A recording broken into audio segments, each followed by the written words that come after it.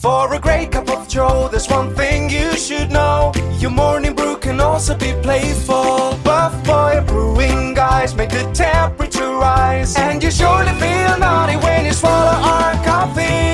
If you want some real heat, give your mouth a fine treat. You will want some more, rest assured. Buff Boy Brewing, you can't get enough of. It's time for The Scribble, your weekly fix of celebrity chats, bizarre stories in the news, and basic random chatter with best-selling author and syndicated radio host Jeremy Bradley. Make sure your seat is in the upright and locked position and your barf bag is securely in place. Here's Jeremy Bradley. Thank you very much, Larson. Jeremy Bradley here. This is The Scribble. Thanks for tuning in, everybody, on your favorite podcast app. You know, the cost of everything is going up. It seems like there's no reprieve from just, I don't know, is it inflation? Is it the supply chain? Is it the whatever? I mean, it's costing more and more to live, and that's become an issue for some people, rightly so. And so I've got some thoughts on this whole paying a fee to be a customer. Being charged to be a customer. And we've also got another Ask JB segment, some relationship advice that I'll be doling out, and it's coming up this week on The Scribble, and it starts right after this. Who are the Kardashians feuding with now? What did that little thug Justin Bieber do this time? Who's getting hitched? And who's headed for Splitsville? Hear the latest celebrity news and gossip every day on Entertainment Wrap-Up. The good, the bad, the ugly, but mostly the ridiculously hilarious. It's all recapped in this daily segment at entertainmentwrapup.com. Have a laugh at the expense of the rich and famous when they take themselves way too seriously. It's 3 minutes of time-wasting fun at entertainmentwrapup.com. Check out Entertainment Wrap-Up at entertainmentwrapup.com. Brought to you by Speak Free Books. Jeremy Bradley here on The Scribble. There was so much talk about the cost of food this year. We heard that even going into, I guess it was in December. Or was it November? Anyway, there was sometime late last year, all these red flags and panic going up about the cost of food prices and shortages and labor, not labor, what do they call it? The supply chain. Thank you, Tim. And, you know, it really put this fear into it. I mean, this is going to sound silly, but, you know, people thinking, am I going to be able to afford to eat next year is kind of how people sort of went into the new year. And yes, I mean, it's noticeable that the prices have gone up. I mean, I enjoy bacon, but when it's $7 a package, there's things that I can live without now, right? Like, I'm going to go and say, do I need it that badly? No. And so I would say that I'm sort of skimping. I mean, we don't, you know, my husband's a fitness, we don't have junk food in the house. So it's not like I'm saying, oh, well, we'll cut back on chips and we'll cut back, because we don't really have that. But, you know, I'm more apt now to go to the section of the store where they have the clearance fruit and produce, you know, like I do, because the bag of apples, there might be some bruises or something on a couple of them, but, you know, I'll get a big bag of apples for $2.50 rather than pay, you know, $6-7, right? Because they've marked it down and it's, you know, they're sort of bruised or whatever it is. That's fine. I'll take that. No problem. And same thing with yogurt. It's got 2 days left or whatever. Fine. I'll get that. If it's going to be half price and it's $1 something or $2 now, that's what I'll go for. I'll wait it out. Now, I realize that, you know, obviously we're then hurting the stores by doing that because they're having to mark it down and they're not making. I feel that some products are hiked up in price anyway, so I you know, now, do I know the ins and outs of ordering and food? No, I don't. But I'm just saying that, you know, it's just ridiculous for me to spend. There was something that, what was my mom was telling me about, I don't know if it was Pepsi or some drinks or some sort of snack food or something. And she's like, this used to be such and such. And so now, and I thought, well, this is a great opportunity for people to start eating better then, right? If chips are too expensive, or Pepsi is too expensive, or bacon is too expensive, well, then cut them out, right? This is your opportunity to eat better, make life changes, and save money at the same time. One of the things that I've started to do, though, when it comes to these apps, you know, we've talked about food delivery before and having my groceries delivered. I'm not keen on paying a fee to be a customer. Right? You know what I'm talking about. Uber Eats, you've got the delivery fee and the service fee, and I realize we're going to pay taxes, sure, fine. But when I order, just, you know, as an example, if I'm ordering a meal that's like $10 and the delivery fee is $2.99, the service fee is $2, the taxes are, you know, $1.50, $2. Now I've tacked on $8 extra, including the driver's tip, for a $10 meal. And at that point, I'm kind of just like, I don't need it that badly, right? There's so many times when I've spent a lot of time, I'm searching the restaurants and looking for deals. Okay, I can get this, I can get that. Oh, delivery will be free if it's $20 or whatever. And then I actually go through it. And when we're in that, not the checkout, but whatever is it called the checkout? The cart, whatever. When you're going to finalize the order, as soon as I see that final total, it's like when you used to book airline tickets. Do you remember that, where you'd have everything selected, and then all of a sudden you hit to the next step and you're like, oh, bam, there's all those fees and crap like that. I wasn't expecting it now to be $200 more. I don't know that they're allowed to do that anymore. I think that's why it was changed. But same kind of a thing. I'd like to see the service fee and all this crap up front. I want to see that calculated while I'm ordering. So when I add something else to my cart or my whatever it is, I want to know, okay, well, if I'm adding the matzo sticks, then this is my new total. I want to see a running total on the app right at the top of the screen. I want to see what I'm spending, where I'm at. And then, because then I'm just pissed off at that point, right? I've spent 7 minutes, 8 minutes, 10 minutes crafting this meal that I'm now sort of craving and my mouth is watering for. And then I actually get down to it and I look, oh, there's $9 in fees and charges and whatever on it. Well, that was time well wasted. No thanks. And then I'll just leave, right? And then I close the app. Now, there's a way that you can game the system. And I don't know that it happens all the time. But Uber Eats, I think that there's maybe an algorithm. There's something in them tracking what you're doing that, if I fake them out, if I don't order, then I'll get these offers for, 75% off, 60% off, 50% off, things like that. So I don't know. Maybe I haven't had one recently. Now that I think about it, so maybe they've picked up on my trends, my traits, and my habits. But certainly, no, I'm not keen on having to pay a fee to be your customer. That's something that I can't do. I've never understood the Costco concept, right? Where it's like you can pay us for the privilege of shopping here. And then I think, but I'm giving you my money, so I'm shopping there and I'm buying large quantities and whatever, so that should be enough, But anyway, send me your thoughts. Send me an email, live@jbonair.com. It's never too early to start thinking about your next holiday. Have you checked out Mexico recently? From tequila tasting, swimming with horses, to ziplining through the jungle and watching whales and dolphins in their natural habitat, Puerto Vallarta has it all. Visit mexico.jbonair.com to see all the fun PV has to offer. That's at mexico.jbonair.com for hundreds of photos, interviews, and videos from around the tourist hotspot. Check out mexico.jbonair.com for all the fun. That's mexico.jbonair.com. Jeremy Bradley here on the Scribble. Thanks for tuning in again today. Let's get into some Ask JB, because I've said this before on the show. Back in the day when I was chronically single, I had never been in a relationship. I was always the sounding board for my friends who needed relationship advice. Isn't that ridiculous? Isn't that crazy? I had no life experience being with somebody, yet I had all of the great observations that I could tell people, well, this is where you're going wrong. This is what's happening. For some reason, I had the words of wisdom and I helped a lot of my friends. Now, as I'm an adult and I have a successful relationship and everything's, great, everything's coasting along nicely, I like to kind of dole it out. But here's also why. This is why I do it now, is because I think people are just so ridiculous when it comes to their relationships. I mean, social media really is a huge chunk of any person's life and relationship. And not anybody. I mean, I realize there's people who aren't on it, right? I mean, my sister-in-law is not on Facebook, has never been. My brother is. I think their kids are on Instagram, I believe. But she's just not on there. She's never had an interest in it. I wasn't even on Instagram until just a few years ago. I have no interest in social media, but for my job with the radio shows and books and newspaper and things like that, it was kind of like, well, you sort of have to. I mean, we can't really not have a platform on there. So now I think any relationships that are either formed on the basis of meeting through social media, right? If so many people meet on, Facebook, whatever it is, it's kind of weird to then sort of scale back and say, well, we have to sort of not pay attention to that platform, the platform that brought us together.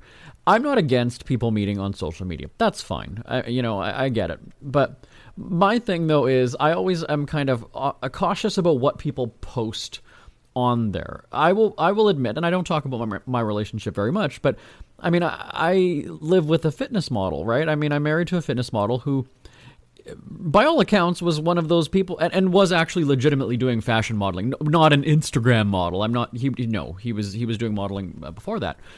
So, it's kind of one thing where, just like me being in broadcasting and in publishing, it's sort of expected, right? Well, obviously he's going to have an Instagram platform, right? He's going to need followers. He's going to have an audience. He's going to get attention. I get that. I took issue with him paying more attention to that than me. And what I mean by that is, okay, well, you could send me a picture of like what you're, if you're away this weekend or whatever it is, like send me the picture. Hey, this is what I'm doing, rather than me having to see it on your Instagram page. That's kind of what I took issue with. And again, this is when, when you've got, 70,000 followers and you post a shirtless picture and then boom, your phone blows up because everybody's liking it. I understand how that can feed your ego and makes you feel good. I get it. But I always kind of go and say like, hey, you know what, now that you're in a relationship, let's dial it back a little bit. You're not needing those. What is the enticing? Oh crap! What do they call them? I'm so not into this social. Say it again. I'm talking to the people in the room, by the way. Thirst trap. That's what it is. Thirst trap photos. I just feel like it's sort of disrespectful. Now, again, if that's your job, if your career is to be a porn star or whatever it is, well then fine, that's what you're going to be posting.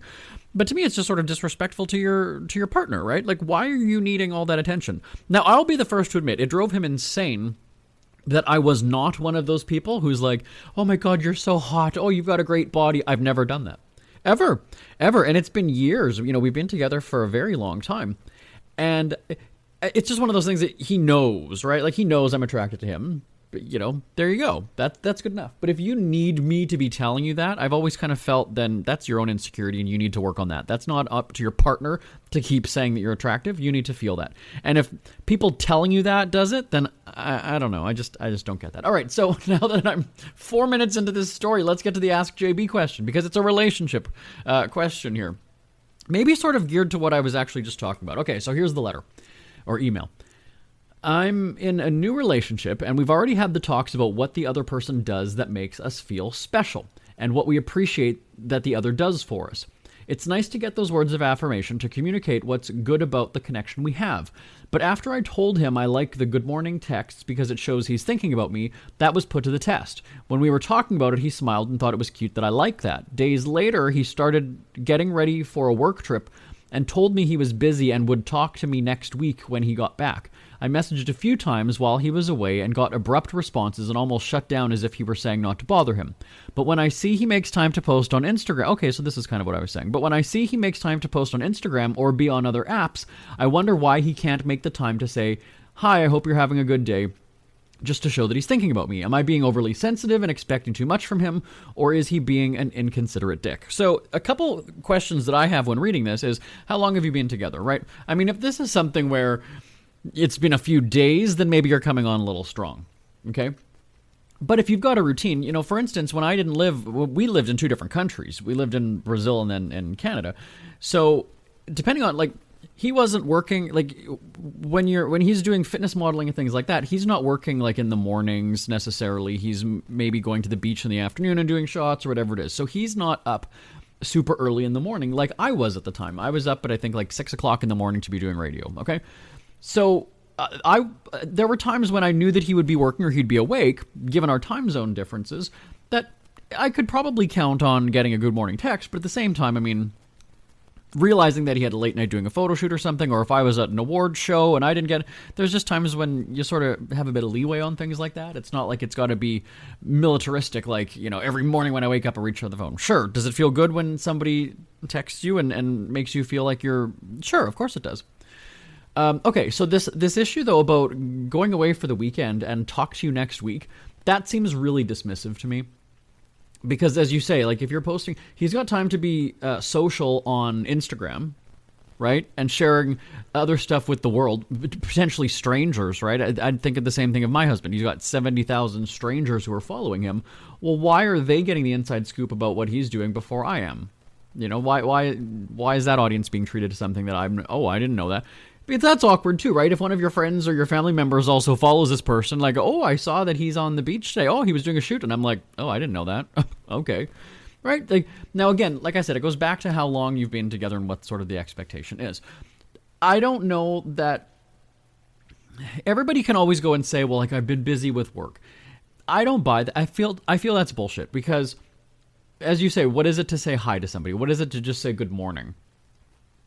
At the end of the day, if you're now, I'm one of those clingy people who I won't necessarily stop at good morning. I'll try to make it a full-on conversation, even though the person tells me they have no time. So people probably do that to me.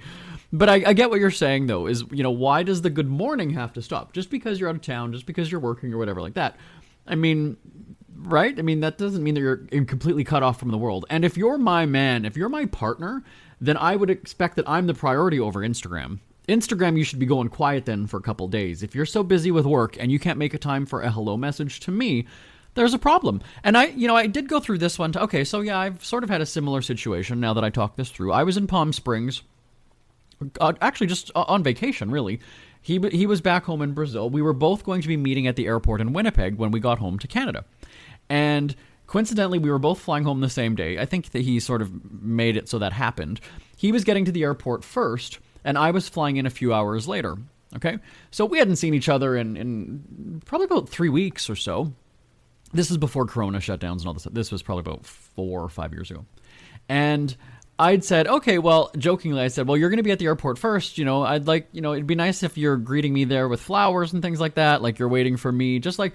Because anytime that I've ever traveled, I've never had like the group of people like waiting, because I'm always just traveling for work, right? So for me, it's kind of like, I want to get the hell out of there.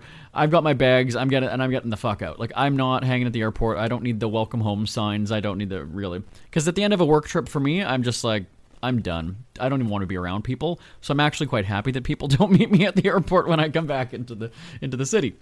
So I jokingly had kind of said, well, you can get some flowers. You're going to be there. You might as well find some flowers at the airport and welcome me. Just as a joke, but in a roundabout way, because he knows me. There is some truth to that, like there's kind of like, I kind of sort of do want that to happen. And so I'm psyching myself up for that, right? Because it's been a while since I've seen him. This is our reunion of sorts. This is one of those things where you kind of have that big hug at the airport and, oh my God, it's so great to see you. I haven't seen you. I've missed you. Meanwhile, we were talking and video chatting every day or whatever. So it's, it's not like we didn't see each other. It's not like we had no contact. And so I'm excited because I was kind of like, oh my God, he's going to bring me flowers. He's totally bringing me flowers. Yeah, he's going to give me flowers. Yeah, he's done that. He's a sweet guy. And so I get to the airport, I land, and I come through customs, so, he knows where to go to meet me. And then I was like, where is he? Where is he? Is he hiding? Is he going to surprise me? Are there balloons? Is all of my family here? Like, what's going on? Oh. He's nowhere to be found. Where is my guy? What happened to him? Did he stand me up? Did he leave? There's no message from him. And our airport in Winnipeg isn't that big. There's really not that many places you can go once you're kind of out into the public area again. So I kind of do the main floor. I was like, all right, I don't see him. And it was probably about 9 or 10 o'clock at night, right? So it's not like there's just a sea of people and I've got to wade through the crowds to try and find him. And I thought, I don't want to have to text him and go, are you here? Where are you? Where are you at the airport? There's not many places you can be in here.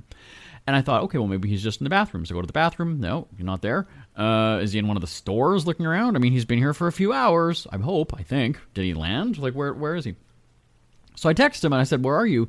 And he said, by the elevator. And he's basically just laying on a bench on the main floor. And I kind of thought, that's really disrespectful, because to me, it was sort of like, you haven't seen me, isn't there excitement? Aren't you waiting for me? You're not checking the screens to see if my plane has landed? Aren't you, And so then I was like, okay, there's no flowers. He ended up giving me a cookie from a store. He got a cookie, and a kind that I didn't like, but whatever.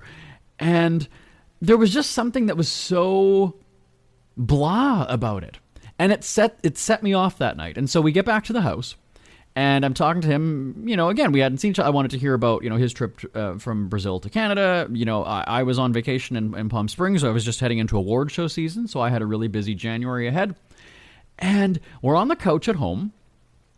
And he's scrolling through Instagram.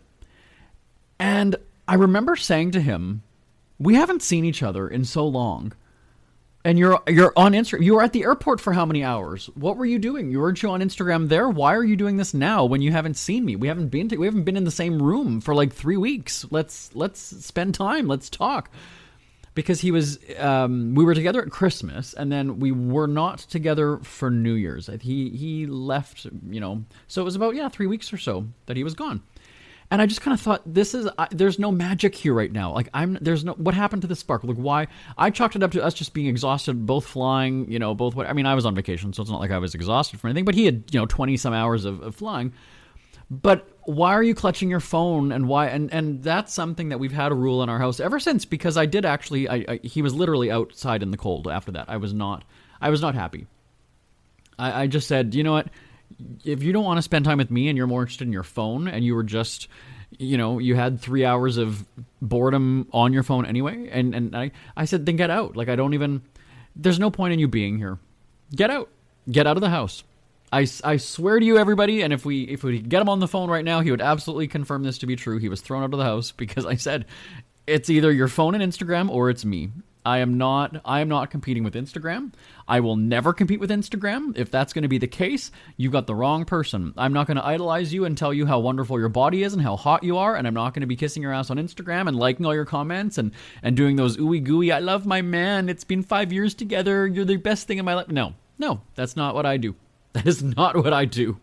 So if that's what you're expecting, and, it's got to be both ways. If you're wanting the attention from me, if you like me, doing things for you and, whatever, then going back to this Ask JB, God, I've sort of been telling my life story rather than addressing this Ask JB question, but, I mean, it ties into what this person is writing. I mean, when you have the conversation, so it says, but after I told him I like the good morning text because it shows he's thinking about me, that was put to the test. When we were talking about it, he smiled and thought it was cute that I like that. Days later, he started getting ready for a work trip and told me he was busy and would talk to me next week when he got back.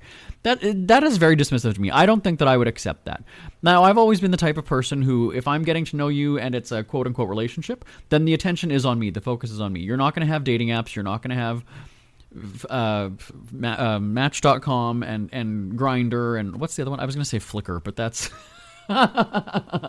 Tinder. Thank you so much. Flickr was a photo thing, wasn't it? All right, this is how old I am. But no, I'm one of those people who it's like, you're not messaging with like 5 other guys. That's not happening. You are. It's us. If we are saying that we're doing this and we're making it happen, then that's the deal. There's no Grindr. There is not. Oh, yeah. If he was on Grindr before he said hi to me in the morning, I would absolutely. And back in the day, I got to tell you, I did some neurotic things when it came to, wanting a guy's attention and making him basically forcing him to like me and practically getting a restraining order if it went sideways. But that was my thing, is that I would have fake accounts. I would be spying. I would be making sure, okay, you told me that we can't get together because you're working. Well, I'm going to be sitting outside your workplace. I'm going to be looking for your car. That's the kind of guy that I was. And it spun me into a depression. Let me tell you, I'm not even saying that this is the right thing to do. Trust me. That was when I had no self-esteem, I had no self-worth, I was making everything about the guy, who clearly was not giving me any indications that he was all there for me.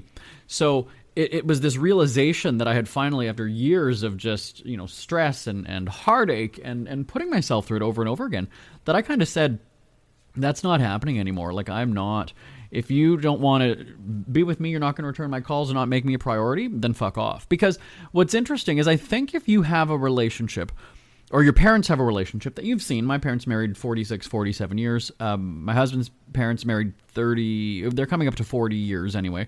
And we see that. I don't know that my mom, neither of my parents, they're both retired now, but neither of them ever traveled for work. But I couldn't imagine my mom going out of town for the weekend for work and not calling my dad, not even just saying anything. It might be, now my parents are old school, so it might be a very quick call because it's long distance and it's called, sure, that's how my parents are. But there's still that check-in. There's still that, hey, how's it going? My parents aren't super lovey-dovey where it's like, oh, how was your day? Because after a while, you're just kind of, you get it, right? And, but I don't know. I wouldn't accept that. If it was the entire week and then there was, I just put it like this. Where's your priority? If you're not thinking, you might think of me, but if you're not saying hi to me, but you're thinking of Instagram and you're saying hi on Instagram to your fans and followers, then that was your priority. And like I said, I don't take a backseat to a social media account or a page. Don't care what your job is. My thing is, on my phone, remember I wrote a book called Put Down Your Damn Phone already, so right away I put that out there. I mean, if you're, I'm trying to think, we got to wrap this up because this is more than half the show already on this subject, but I remember years and years ago when I was single and I had one dog or 2 dogs, I don't remember, either way, and guys would want to get together, as a quote unquote date. And I always said, you know what, let's walk the dogs. I don't like the formal kind of sit down, let's go for coffee. It's just too formal. It's like we're interviewing each other. And I interview people for a living, so I have no interest in doing that. But it's also more the person is sitting there and sizing you up, and I've never appreciated that. I've always kind of felt that it was awkward. So this way, if we're walking the dogs, we're seeing other people, we're walking around, the dog is stealing some of the attention and getting a lot of the conversation and things like that. And so one of the things that I always consciously did was I would see how long it would take them before they brought out their phone while we were walking and talking. Now, there were times where and I also, because I didn't want them to know where I lived, that's why we would always meet at a park by my house or something like that. And so if we barely got one block, or if we barely crossed the street, and they've already got their phone in their hand, I already I wrote them off. Already I said, done. Because think about it this way. This is the first time that you're meeting me in person. Right? This is where you should be giving me all of your attention. This is where you shut out the rest of the world and focus on me. So if that happened, the person would never get a second chance. Never. I would never get together. I wouldn't necessarily tell them that, but that was in my head. I was just like, done. And I think there's other traits that people have, right? People might say that, well, if he was a smoker, or if he was rude to our restaurant server, or if, this happened, that happened. For me, it's always about the phone. Or if we've gone for dinner and the phone is on the table, nope. Not happening. Nope. It's just not. It's because what I had said, now going back to my situation, the first time that we got together was for Christmas, 6 years, I don't even know how many years ago. And I had said to him, my life is very private. He heard me on the radio, so he knew me from the radio. He knew what I did for a living. And I said, my life is very private. So if you look on my Facebook page at the time, like I said, I didn't have Instagram, but if you look on my Facebook page, it's mostly work stuff and dog stuff. You're not seeing a bunch of pictures from around my house. You're not seeing the fun stuff I bought. You're not seeing me being social with other people in groups. You're not seeing me photographed that way because I just don't do that. And so I said, if you're going to be in my life, you've got to respect that bubble of when you're in my house and we're visiting and it's, private time with us, the phones aren't there. If we are taking pictures of us and the dogs or whatever it is, those are for us. They're not being posted. And he said, oh, okay. And it was a concept for him. It was so foreign because in Brazil where it's, everybody's half naked all the time anyway and on the beach and tattooed and muscled and tanned and whatever. I mean, that was so bizarre for him to be like, oh, all right, I guess. Okay. And I said, but you just have to respect that. Yes, my life is out there just as yours is. People, as a model, people don't know your personality. They're just kind of seeing you and your shots and whether that's fashion or what have you. For me, I just kind of keep things close to the vest. I mean, I have an incredible life where I've got crazy opportunities to hang out with celebrities and, cover red carpet events and do things like that. But my private time, my personal life is personal. And so even a lot of my friends and family members don't know what happens during my downtime when I'm off, right? My blinds are closed to my house. The curtains are closed, the blinds are closed. It's just very private. And so there was an adjustment there, but it's something that he respected. But going back to this whole checking in on Instagram thing and posting on there, but yet tells me, oh, I'll see you next week. Well, why didn't you say to Instagram, I'll see you next week? Why? How are you able to make a commitment to Instagram? And I do take issue with that, quite honestly, now that I'm reading this through again and I'm kind of talking and saying my thoughts on it. Yeah, that would bother me. If you shut me down for the rest of the weekend and it's I'll get back to you next week kind of a thing, but you're entertaining people on Instagram and you're spending time posting and interacting and whatever on there, I would take issue with that too. Like I said, though, it goes back to how long you've been together, kind of what those expectations are. If you, I wasn't privy to that conversation, so I don't really have an answer to that. But anyway, those are my thoughts on this situation because I've basically eaten up the entire show talking about my life and in a roundabout way answering your question. Listeners, though, do you agree or disagree with me? I know they're going, we're so late, we got to go. Live@jbonair.com is the email address, live@jbonair.com. Back in a moment. Isn't it crazy that you wait for payday, but before you know it, you're strapped for cash again? It's time to stop blowing your money and become a smart spender with the book, The Official Guide to Being an American Cheapskate at cheapskatebook.com. Learn simple ways to cut costs at home every day and during special times of the year. Don't go broke at Christmas. Don't remortgage the house for a fancy vacation. The book is filled with tips to save you money throughout the year. Check out the best-selling book, The Official Guide to Being an American Cheapskate at cheapskatebook.com or on Amazon and iTunes. We hear you chirping. Get scribbling. Tweet up the Scribble at The Scribble Show. Join the discussion with Jeremy Bradley. It's all going down right now on Twitter at The Scribble Show and at thescribbleshow.com. We're out of time. My name is Jeremy Bradley. This is The Scribble. I will talk to you next week. Bye-bye for now. Want more Scribble? Check out thescribbleshow.com for past shows, celebrity interviews, cheapskate tips, and more. That's at thescribbleshow.com and on Twitter at The Scribble Show.